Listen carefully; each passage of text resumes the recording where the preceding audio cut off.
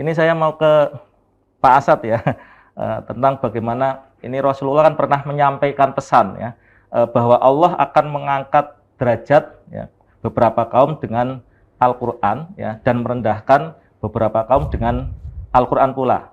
Nah, ini fenomena seperti ini artinya tadi kita sudah bicara tentang tadarus ya, tadarus Al-Quran.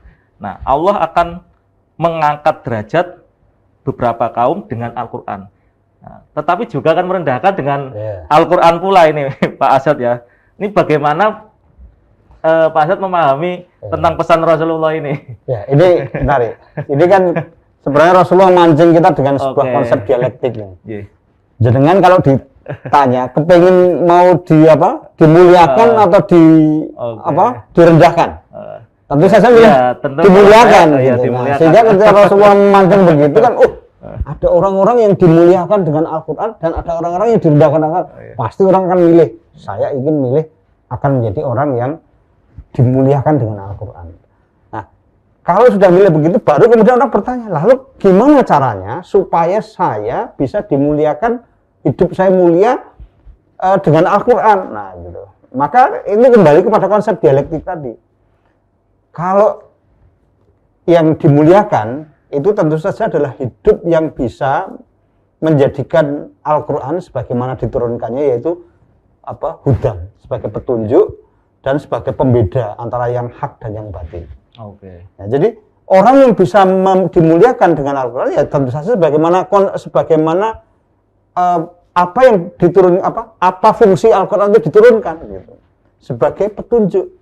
Nah, bisa nggak kita menjadikan Al-Quran sebagai petunjuk? Nah, nggak bisa ya kalau nggak direndahkan ya minimal nggak bisa dimuliakan gitu aja. Jadi kalau nggak mulia ya. Iya. Jadi itu kan konsep dialektik Rasulullah itu kan begitu. Menarik dengan bahwa kowe harus bisa berakhlak dengan cara yang baik dengan Al-Quran. Sebenarnya kan Rasulullah memberikan pesan begitu. Ojo nganti Quran atau Quran dijadikan mahar gitu. Aku nikahkan anakku dengan mas kawin seperangkat Al-Quran dan seperangkat alat sholat gitu.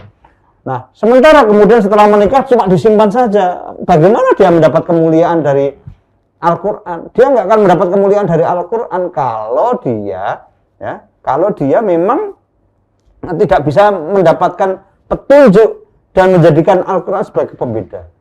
Gitu. Jadi kata kuncinya di situ. Nah, bagaimana kita sebenarnya bisa menjadikan Al-Quran sebagai petunjuk dan bisa menjadikan Al-Quran sebagai pembeda antara hak yang dan batil? Maka ya kita juga memacu diri, meningkatkan diri kita untuk menjadi orang yang bertakwa, yang selalu berusaha dengan sungguh-sungguh menjalankan perintah-perintah Allah dan berusaha menjauhi larangan Allah dari apa yang kita tahu dulu.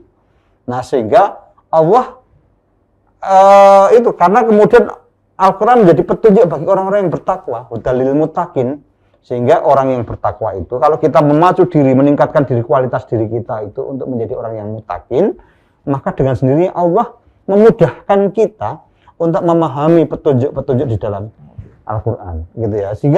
Sehingga kemudian entah nanti misalnya kemudian kita suatu saat ketika jalan-jalan ketemu dengan seorang ustadz memberitahu makna Al-Quran itu, atau kemudian tiba-tiba kemudian membaca satu buku dan kemudian kita ternyata maknanya seperti ini gitu, atau kemudian suatu ketika justru mungkin dari anak kita datang anak kita yang barangkali masih SD datang ayah tadi saya di sekolah diberitahu sama ustadz saya begini, artinya begini ayah gitu.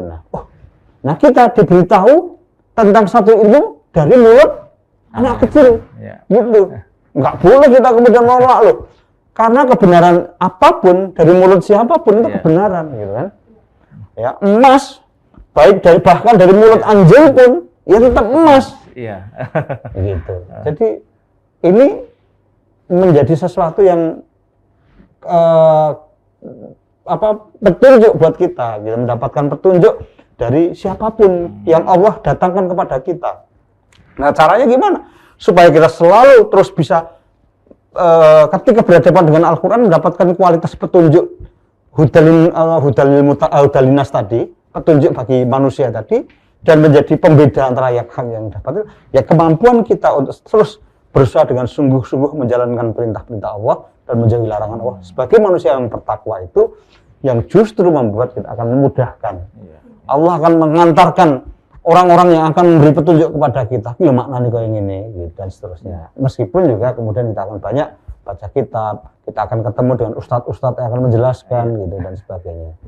Jadi menarik bahwa karena Allah ya di dalam surat Al-Fussilat itu Allah menunjukkan ayat-ayatku, tanda-tanda kekuasaanku, tanda kekuasaan Allah gitu. Allah menjelaskan bahwa Allah akan menunjukkan tanda-tanda kekuasaannya di segenap ufuk, seluruh penjuru gitu, dan di dalam diri mereka sendiri, dalam diri kita sendiri. Jadi seluruh ufuk itu nanti kita akan ketemu dengan ayat-ayat Allah dan di dalam diri kita sendiri. Nah, dan itulah yang kemudian menunjukkan bahwa maka dengan itu semua maka Al-Quran akan terbukti benar gitu. Jadi tanda-tanda kekuasaan itu akan membuktikan bahwa Al-Quran itu benar. Gitu.